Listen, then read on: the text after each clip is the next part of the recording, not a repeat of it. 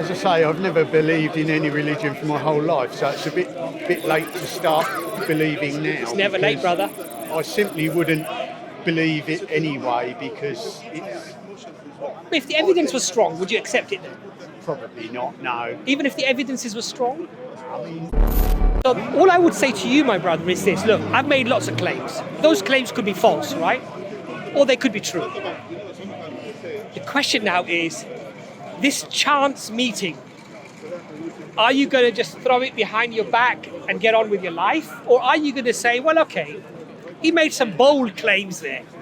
Let me at least investigate whether his claims were true. And if they are true, I'll go wherever the evidence takes me. so you put it in such a way, it's sort of difficult to argue against, isn't it? But The reason why it's difficult is because it's reasonable and rational, and it appeals to your rationality. That's why it's difficult. Not a magic man up in the sky who looks down on everyone, so, well, you sort of do. No, we don't, not at all. Prophet Muhammad tells this and that. It's just I think what we do. fantasy what- by people who are what we- worried about. A lot of religion stuff is about a fantasy that people have made up because they're worried about dying and they like to believe in something. Something's gonna happen. Maybe some people, brother. But you know what it is. Look, ultimately, you can see that this universe exists, and it's reasonable for you to think about where might it have come from. Yeah. And it's very reasonable to say, well, it could have only come from a material existence or something outside of material that we don't understand. Now, if it's a material existence that brought this universe into existence, we can't have an infinite series of material explanations for this universe because you can't traverse an infinite series of events. So you and I having this conversation means that there has to be some sort of start point for everything. And so I think rationally, there has to be some sort of necessary existence that always existed. Now you could argue, why can't it just be matter and energy? Then I would have to ask you, is that matter and energy conscious? Does it bring things into existence at a specific time? Does it fashion or design things or tune things in a certain way? Or is it just random?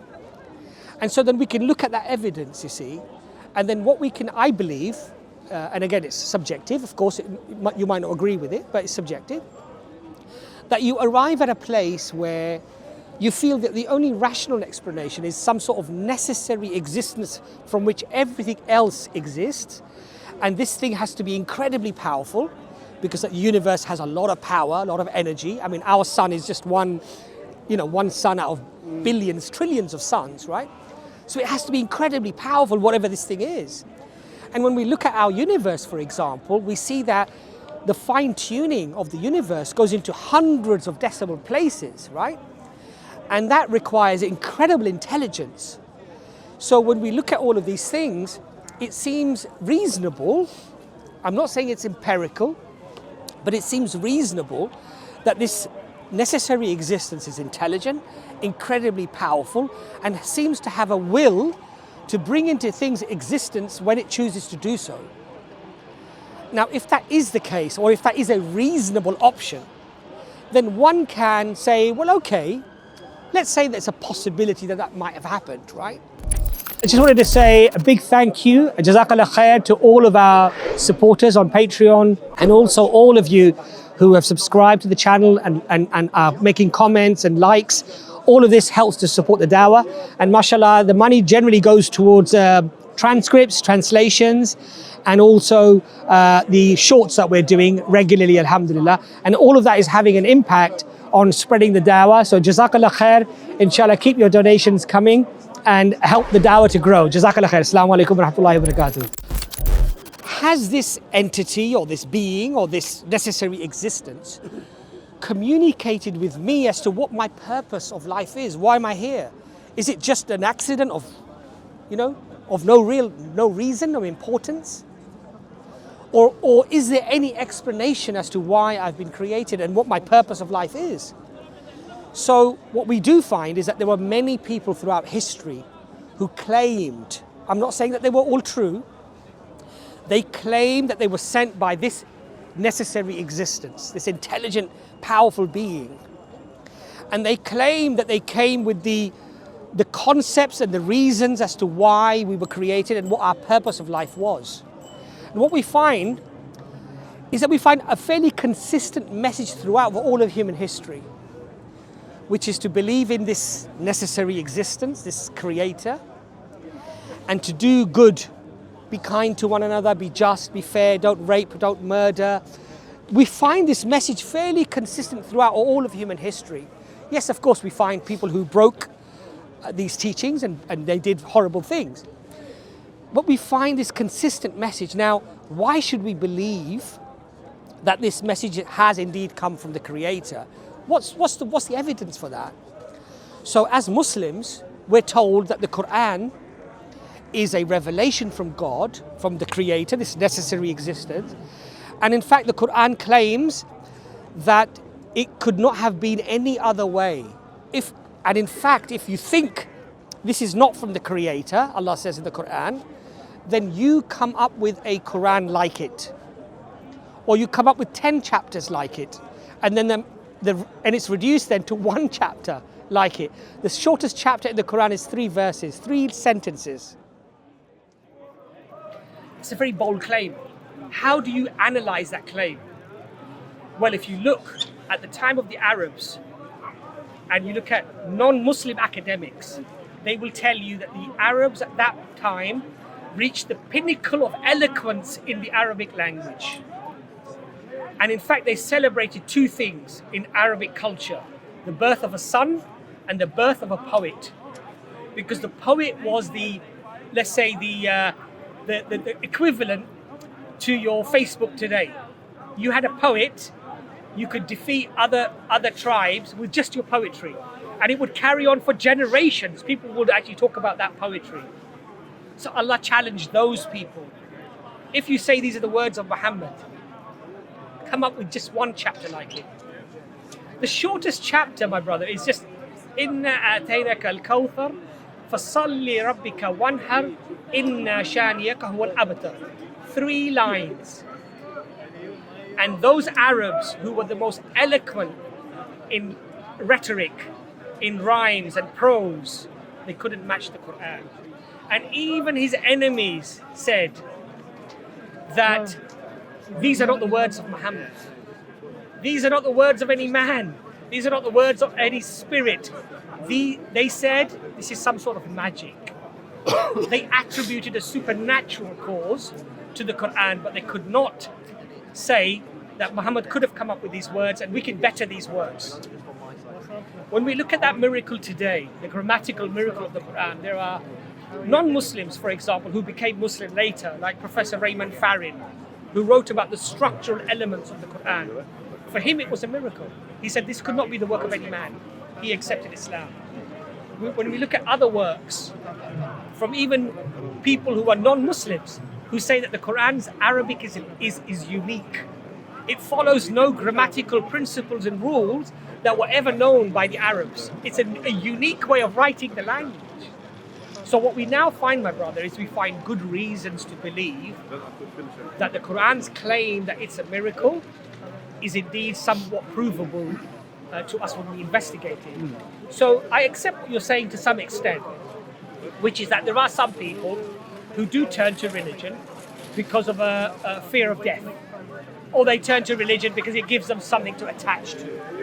But there are an awful lot of people who, through good reason and investigation, using deductive arguments, have arrived at a conclusion that a creator exists, and then have been convinced by the evidences of, for example, the Quran, that this is a miracle, that this could not have been the work of Prophet Muhammad or any man for that. And so, as a consequence, we believe it. So, in Islam, we have a beautiful thing, which is that you use your akal, which is your intellect, and then you have faith. You use your nakal. You don't. And this is what the Quran says. The Quran says to the disbeliever, Allah says in the Quran, do you not ponder on this Quran? Had it come from anyone other than your Lord, you would have surely found within it many contradictions and errors. So Allah's telling you directly, now look, if it's not from God, find the errors. It makes many claims. Find the errors and the contradictions, because if you find those, it's not from God. Allah gives you the falsification test.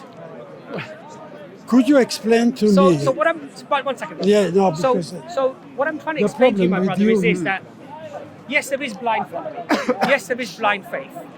But there are a lot of people who are very evidence-based. I was born in this country.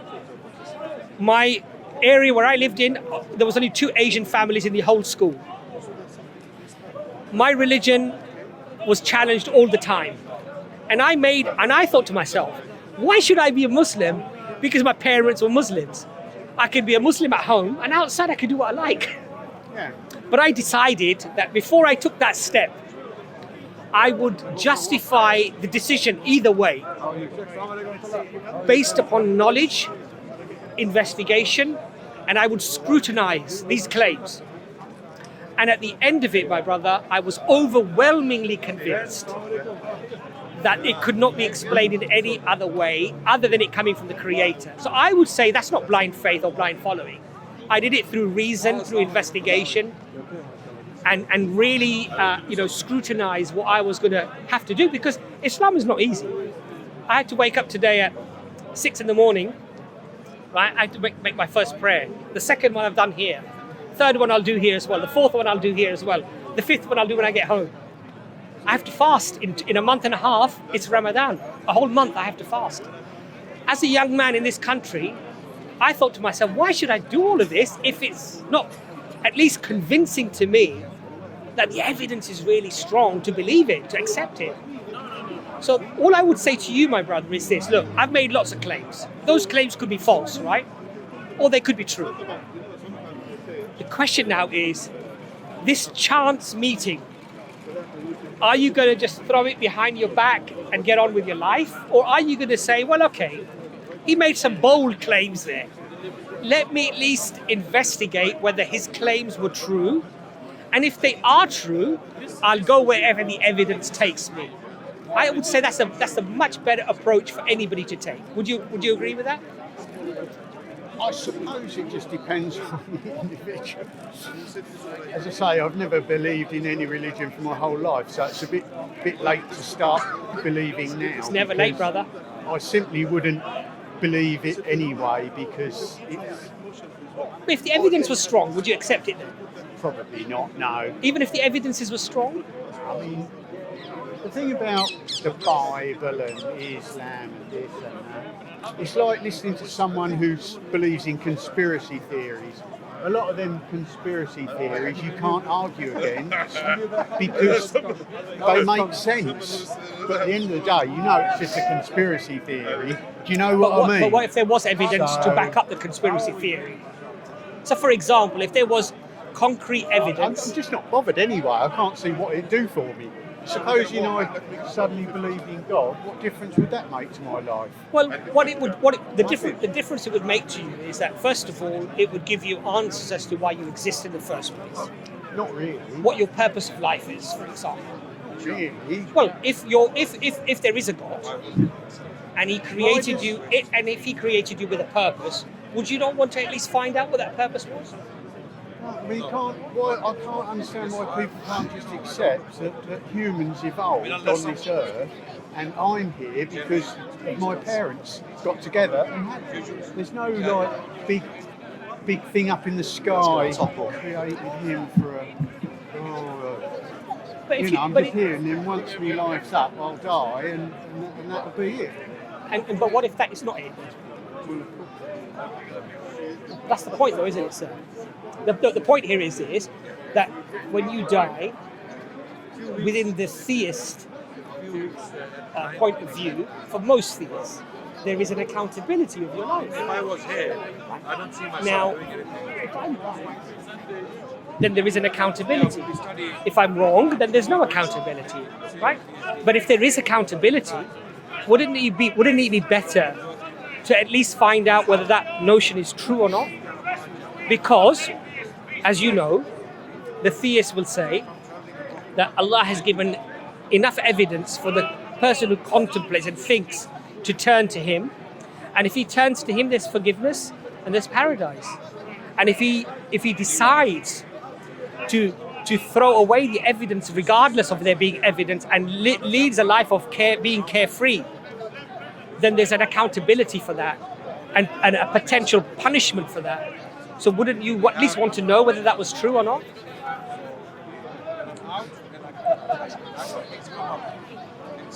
So you put it in such a way, it's sort of difficult to argue against, isn't it? But the reason why it's difficult is because it's reasonable and rational, and it appeals to your rationality. That's why it's difficult. Look, you ride a lovely bike, yeah? You ride a lovely bike, yeah? And let's say you're on that road, Park Lane, and I say to you, brother, what's your name? Sorry. Ricky, Abbas, yeah? I say, Ricky, I've just been down there, mate, on my bike, and look, I've broken my arm. There's a ditch going all the way across, and it's hidden. You can't see it until you get too close, right? Wouldn't you want me to tell you about that ditch? Wouldn't you want me to warn you that there's a peril, there's a problem ahead of you? Yeah. And wouldn't you at least take it seriously and say, well, I'm going to ride really slow, make sure I don't fall into the ditch? Yes?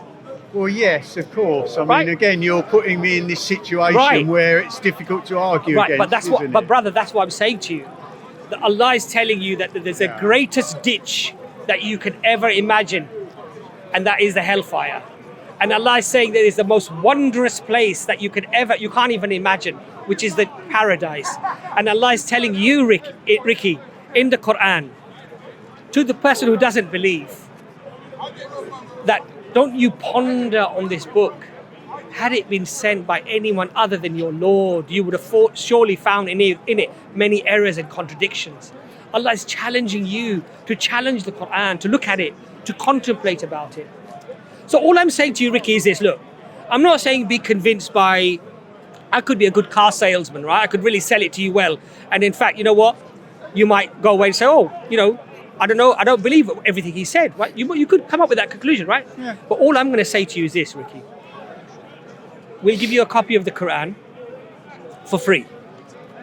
All I'm going to say to you is just read it with an open mind and an open heart. That's all. And base your decision of belief or disbelief with knowledge. Because Allah says on the Day of Judgment, Ricky, if they were to give the entire world as a ransom on that day to be freed from the punishment, it would not be accepted from them. Yeah. The whole world as a ransom. So we're talking about the biggest ditch that potentially somebody could fall into, or the greatest reward, which is paradise. All I'm saying to you, when you bought this bike, you didn't just throw a dart on a dartboard and then it came up on that bike. You researched it. What's the gears like? What's the wheels like? What's the handlebars like? What's the seat like? What are people saying about this? What are people saying about that? And after very close contemplation and investigation, you bought this because it's a very expensive bit of machinery. Why did you do that? Because you wanted to save yourself from harm. Potential harm of losing your money, being cheated or whatever it was, right? For your protection, you did some investigation. What is the value of the day that you face your Lord, if that exists? What's the value of an eternal existence? It's far superior to this bike. So all I'm saying to you is, because that possibility does exist, even though you might not accept it now, spend more time than you spent on looking for this bike, on whether that's a reality or it's nonsense. If it's nonsense, what have you lost? You've become more intelligent. You've learned something, you've investigated something, right? But if it's true, you've now uncovered something far more valuable than any bike or any car or any house or anything you might own. And that is the eternal life with the Creator in paradise. So all I'm saying to you is go wherever the evidence takes you. But all I'm going to say to you is that on the Day of Judgment, Allah says there are two types of people that will have a big problem on the Day of Judgment. The one who knows the message is true and he denies it. He's convinced that Islam is true, but he denies it. The other one is the one who lives in ghafla. Ghafla means carefree, doesn't care. I can't be bothered with all of it. Both of those people are going to go in the hellfire. But the one who spends time, investigates, he looks at the claims, he assesses them. At least on the day of judgment, he has possibly some excuse, because he can say, with good faith, I investigated everything, I just didn't find it convincing. And if he's true to his word, then there might be some argument. God might give him another test. Or God, because he was honest, he did it sincerely. But being carefree or denying it's true, despite it being true, big problem. So all I'm saying to you, my brother, is have a look, read. Why would that be a problem? Why would what be a problem? Well, supposing I don't believe in anything and couldn't be bothered with it, whatever. Why would he want to? Why would someone want to send me to hell for that? Okay, it's a good question. It's a good question. It's a good question, Rick, right? Because that's how God created the world. That's how God created you. And that's what Allah, and that's what God said to you. Because God says to you in the Quran that I have created the jinn and the ins, the human beings and the spirits, for no other reason but to worship me. Now, the why he did that is a secondary point. The point is this: did he actually say that? Did he actually do that? That's what I'm worried about more. Because if I don't understand the why, it doesn't change those two things initially. It doesn't change the fact that he did do it that way, right? Me understanding the why or not understanding the why doesn't change the reality or whether God created me for worship or not. So what I need to do, and what you need to do, and everyone needs to do, is first ascertain whether those first initial claims that God created everything and he created it with a purpose and a reason, and that purpose and reason is to worship him. Can I verify those claims? Because if I can, the why is a question way down there. Because I might never understand, fully comprehend the why, but it doesn't change the fact that he did create me, and that's the rules that he decided to create me with, right? Well, yeah, I don't know. Look, all I'm going to say to you We've is... gone in too deep here, and you're too knowledgeable about it and but whatever for me to put any sort of sensible argument back to you. But all I'm going to say to you, all I'm going to say to you, my brother, is this: just look into it with an open heart and an open mind. That's all I'm going to say to you. And look, go wherever the evidence takes you. I'm not saying believe me just because I said it. Just go wherever the evidence takes you. Because you said to me yourself, I can't promise I'll do that, but you said to me that's the more reasonable position, right? Yeah. You said to me it's a more reasonable position to go wherever the evidence takes you. That's what you said to me, right? I don't know. I just can't. I mean, my mum was a Catholic, and all her family was Catholic. She was Italian and whatever, and at the end of the day, her demise was literally catching fire in our kitchen, and she fell on the floor. I'm very sorry to hear that. And burnt to death. I'm very sorry to hear that. And my father died of Alzheimer's when he was 60 years old. Yeah. He wasn't a particularly a religious person, but I'm just thinking, all of this. You know what it is, Ricky? Sorry, that's okay. No, it's all right. I'm very sorry to hear that. It must have been a trauma. It happened to one of my aunties, actually. Yeah. She was lighting, in the old days you had those gas heaters, and the gas must have been on or something, and she lit it, literally went up in flames, and I think and she was so severely burned that within a few days in hospital she passed away. It was a very horrible thing. Yeah.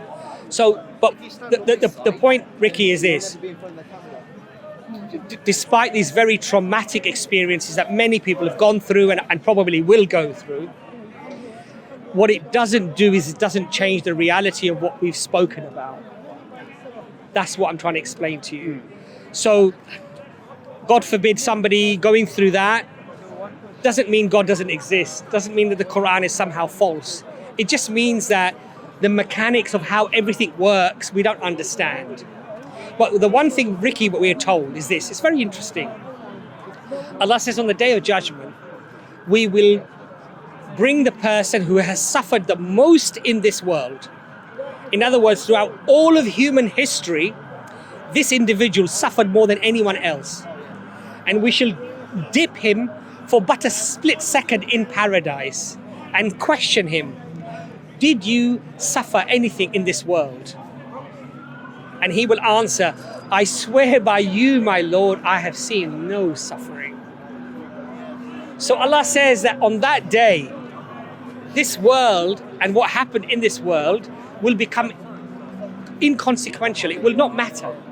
Because in the scheme of things, the eternal life and the bliss of paradise, that the most gruesome life you've had here will all be forgotten with just one dip of paradise. And so from that, what we realize for Muslims, we have great, alhamdulillah, a faith that whatever difficulty we're going through, this is God's plan.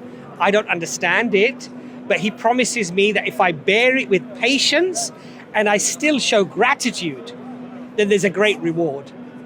So then we try to remain patient and we are still grateful for all the wonderful things that we have. So for example, on the Day of Judgment, Allah says, we shall simply place your eyesight on the scale on one side and all of the good that you've ever done on the other side. And the eyes will be heavier than everything you ever did in your life for God Almighty, in your worship and worshipping and doing good and charity and everything. In other words, we cannot even pay back God with our being good and worshipping God, and even just for our eyesight.